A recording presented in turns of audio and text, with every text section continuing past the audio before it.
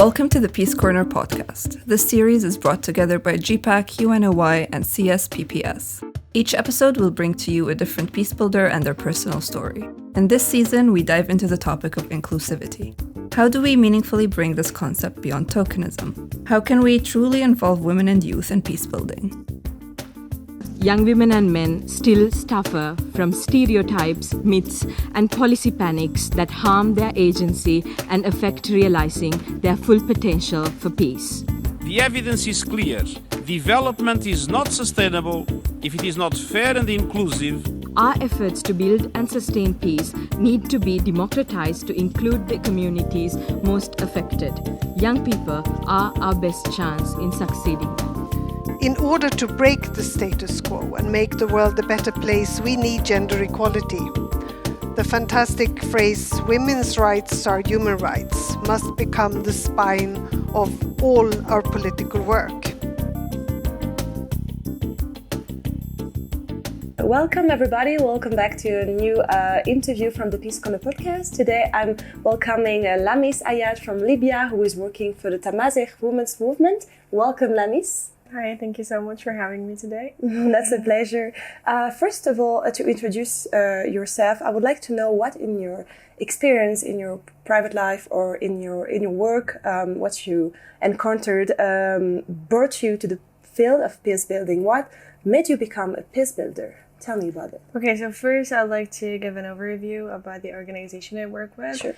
So I work with Tamazight Women's Movement Organization. We work on intersectionality, and we're focused on the intersected identities of gender and ethnicity. So we work both on women's issues and women's political participation, but also we work on women among the indigenous communities in Libya. So we work specifically on the Amazigh. Each and every community has issues and challenges that community members deal with, and Libya, as any other country, has its own issues and problems. So as a community member, I felt the responsibility to be active and help address these issues and challenges we encounter, and try to provide solutions for at least some of the issues that I face or we face as women and indigenous people in our community, through even providing a safe space for youth to speak up their minds and share their stories and highlight these issues, and again help provide solutions for these issues, and with collaborating with other community members and other organizations. Okay, Yeah. and on these particular issues, what are specifically the discrimination that the Amazigh people are facing within the Libyan society, and especially the women? And to develop a bit more, do you think the institutional, governmental, and geopolitical instability of Libya is maybe intensifying these issues? So first, I guess to explain this issue, I have to go back to 2011 or the years before 2011. So before 2011, for instance, the Amazigh weren't able to speak their language, to share their culture. Mm-hmm. Libya has been Arabized. So we always accept one culture, one language, one identity, let me say. But post the revolution, we started, we had more freedom to express our minds and to express our culture and our language. But yet people got used to only to hear one language, to see one culture. They're just used to one identity. So the people, when we started speaking our language and trying to share our culture, and even organize round discussions about our issues and how we also want Libya to be diverse, because Libya has many different cultural backgrounds, but it's just the issue that we don't really accept these cultural backgrounds due to the conservatism and how we're not used to that. So this is one of the main problems, that we are not accepted as indigenous people, or as different language and different backgrounds. So people are not used to it, so they're not willing to accept it, and then I think that it just needs time for people to get used to other cultures in their community. So for instance, we face issues such as we still can't give our babies, our children, or Amazigh names, or we still can't, we're not even included in the constitution. Libya is an Arab country. For instance, if we're speaking about the national army, it's called the Arab National Army. So it's like we're not really included in that country, and the whole country is just Arabs, and Libya has been like Arabized, as I said. So I believe that it's difficult for people to see this or to understand this because they got used to only one form of identities. Okay, thank you for that. And but so how within your organization, within your work, what are the mechanisms that you are using to foster this comprehension that is missing, this acceptation that is missing of your indigenous community, and how have you been specifically helping the women on these issues? Okay, so in our organization, we work on two parts. The first part is the indigenous community as a community. We include both men and women. And the other part, we work specifically on Tamazight women.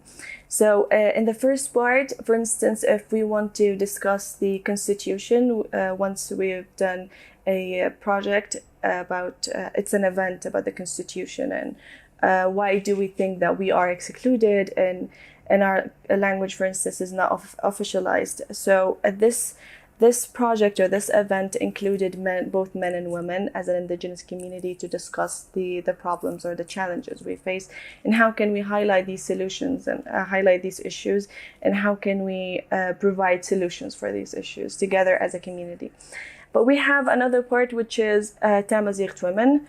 We work specifically on women. For instance, women's political participation. We specifically work on women in indigenous communities and how they can participate in politics to represent both women and indigenous people as facing challenges or issues in the community through their intersected identities, not only as women or not only as indigenous people. We think it's more powerful and helpful to have like women from the indigenous people to represent more than just one group. For instance, one of our projects was expert meeting. It was for women working in different fields from the indigenous community. These women started sharing their experience and how can we provide solutions as experts, and how can we like highlight these issues, how can we make our voices heard and speak with the community to provide solutions together. Yeah. On this sharing of experience specifically, that is very interesting. I've seen that you have been documenting stories of, for instance, women who have been victims of gender-based violence. Why do you think that sharing these experiences is important? Why do you think it's essential to tell these stories? And maybe can you give me an example of a success that you encounter by sharing these personal stories? Of course. So in Libya, specifically, many women and girls who experience gender-based violence neither talk about it nor report it because of the stigma surrounding their stories. So we challenged this notion by supporting these women to speak up and tell their stories. For instance, in 2019, we had Marin Story initiative. It was an initiative to collect stories and make a short animation video with the stories of women in our community. So we first conducted a survey asking people to fill it with their stories. At first, we didn't have like many stories in the survey.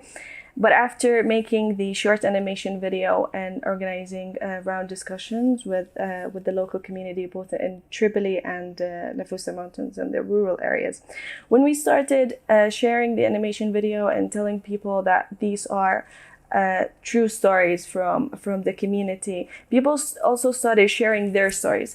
So the main goal of this initiative was to encourage other people to share their stories. It's like to tell the community that it's okay to share your story and to speak up and to tell the other community members what are the problems that you face in the community. So for instance, through these round discussions, many people reached out after the round discussions and started, for instance, telling us that, okay, I also face this problem and I want to tell my story. So we started another campaign. It's called Stop and Stand Against Gender-Based Violence. because people started sharing like a lot of stories about gender-based violence. For instance, when women shared like 4 or 5 stories about gender-based violence, and we thought that it's important to share these stories with other community members. That's why we started another campaign linked to Madden's Story campaign to share the stories on our social media platforms. So I consider this a success because at the beginning, not many people share their stories, but then we encouraged people to share their stories, and they're not even afraid now if we share them on social media and make their voices heard and help other community members see these stories and react to it and like discuss it and raise their critical thinking and highlight like these issues, and for them to realize that these stories exist in our community, because many community members deny that there are actually problems or such stories about gender-based violence in our community. Yeah. Thank you for this answer. You just talk about people sharing their stories, like more people being not afraid to speak, basically feeling released to tell their what happened to them. I had a question about this. Are men involved somehow in this process? What is the reception that you feel among the men? Because of course, when we speak about gender-based violence, we think most of the time about women, I think, but I think it's also important to consider how men are viewing these issues, and if they accept them, or even if there is gender-based violence that also like concern men. Like, did you encounter like men's stories, or did you encounter support from the men, from the Mazigh community, or out? Actually, as DWM, we really think that including men is very important. For instance, again, in Men and Story Initiative, in the round discussions, I also invited men, like, because men wouldn't really come if we said like gender-based violence round discussion. They also exclude themselves from this discussion. But I personally like invited men to be in the round discussion. But what I've noticed is men are more likely to share their stories on regarding race-based discrimination, not gender-based violence. And I've also tried like to contact 20 women and 20 men, asking them about if they have any stories about gender-based violence. And I just did it to see if men are also willing to share their stories, if they realize that there is gender-based violence also against men. But none of these men actually share stories, and they always tell me that I don't think that I have any stories, because I think that women are more likely to face gender-based violence. And sometimes I have to explain that we are, for instance, a male-dominant community, but they face gender-based violence that they don't realize, they don't recognize. For instance, that they're not allowed to share their emotions, or they have much more responsibilities, and women are always excluded. But they don't recognize this. They don't see this as gender-based violence. So we're still trying to first raise their awareness because even including them in the discussion, when they don't really recognize these acts or how they also face gender-based violence, I guess it's a bit difficult. So now what we're doing is to include them more in the conversation, to raise their awareness and about what's actually gender-based violence, to start to recognizing the acts that they're also encountering.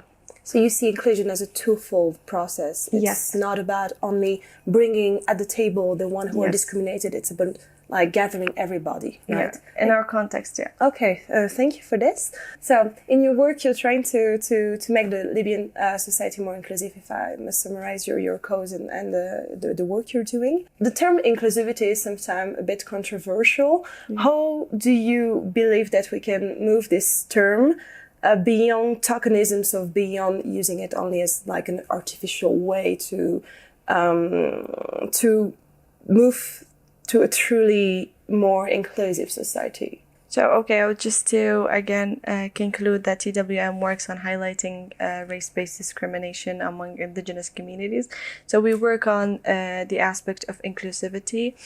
As for instance, when we do projects, like we try to include more than like people from different backgrounds and the discussions to discuss or to talk about the issues they face and the solutions they want to provide regardless of their background. So we also have like such projects in our organization where we try to include other people. For instance, the Amazigh are not the only indigenous community in Libya. We have other indigenous communities. So we also try to include these communities in discussions. If we're going to speak about other indigenous communities, for instance, Tabo and Tuareg, we have other two indigenous communities. They're also like their voices are less heard than even the Amazigh.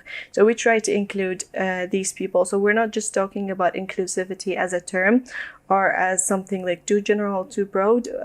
In each project we implement, we try to include people from different backgrounds, as we also work in different cities. For instance, every time we implement a project, we implement it in Tripoli, where there are Arabs and Amazigh men and women and people from different identities.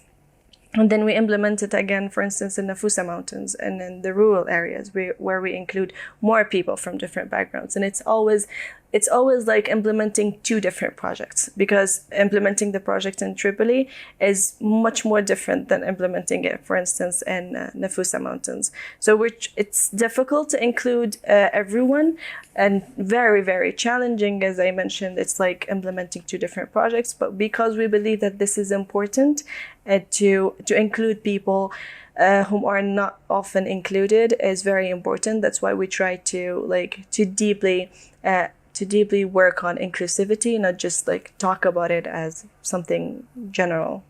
Thank you for your answer. And in order to bring all these different groups together and to deal with all this different context, actually, do you somehow work with other organizations that are like working on the same topics, or do you try to broaden your voice by associating yourself with like other structures in order to make like a kind of common front, to defend this cause? Yes, we're actually also we have like a local network, a network of local organizations. There are many organizations working on actually not very similar causes, and from different cities in Libya. So we have this network of local organizations called Youth and Women as Peace Builders.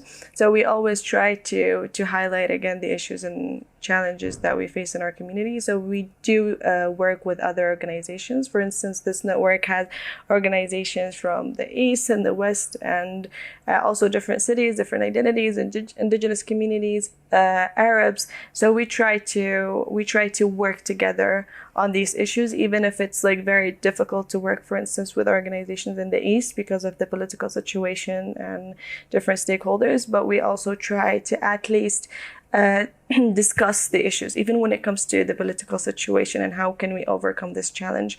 So yeah, we always make sure to work with other local organizations. Thank you. And coming back to the very specific situation of Libya in terms of geopolitical context and fragility and instability, I wanted to know how this whole setting is impacting your work on today's implementation.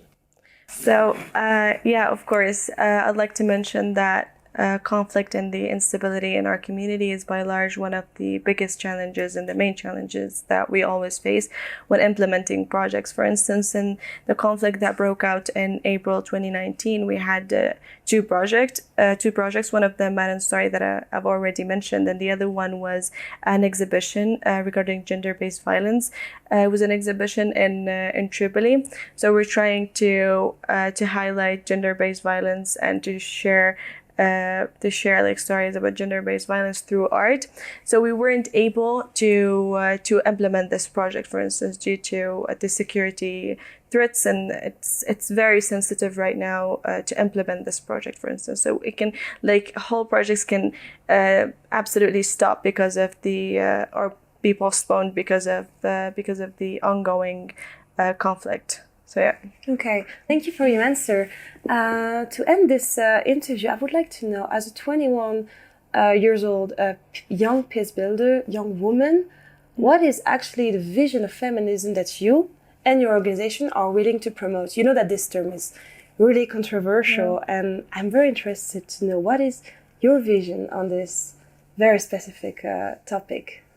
Yeah, of course. As you said, like speaking about feminism, sometimes it can be controversial and too general. So I would speak about my vision and the vision of organization through my own identities and our own vision, because we promote the concept of intersectionality amongst the women in indigenous communities in Libya, and our goal is to tackle all forms of discrimination faced by women in my community. So the way I view feminism, or how I work on feminism, is through my intersected identities and how to look at women not only as women, but also as, for instance, indigenous, or when it comes to also to their color or their race and their different identities that makes them who they are. Because, for instance, I share a lot of challenges and difficulties with other women, not from indigenous communities, but as a woman from the indigenous community, I face more than one aspect of discrimination, for instance. So I always try to work on feminism through the concept of intersectionality, and how to, even within your own self and your own identity, how to include the diversity of your identities and how to work on them collectively, not just to highlight the issues of women. Because I tried like 2 years ago or 3 years ago, I tried to work with other women's organizations, but I kind of didn't find myself in those organizations, because I always have to highlight my issues only as a woman in the community. But I feel like other identities, we shouldn't disregard other identities and include women as a whole, not only as like the gender identity, but also the other identities that we have. So this is how I view feminism, and how to speak about women as through their intersected identities and not only as women. So we shouldn't do that. And do you think that this way of considering feminism, so not only basically identifying women as being women, but just as being like, let's say, a pack of multiple identities, multiple different characters, do you think this is the way that we can make different fights against discrimination gather together, and this is really the way we can bring inclusivity on the table? We can really make it a society reality, basically. Do you think this is the way more organizations should work, basically, especially like feminist organizations? Okay, so I'll start by saying that privilege is invisible to those who have it. So men, for instance, they don't really care about their gender, their identity, like gender identity.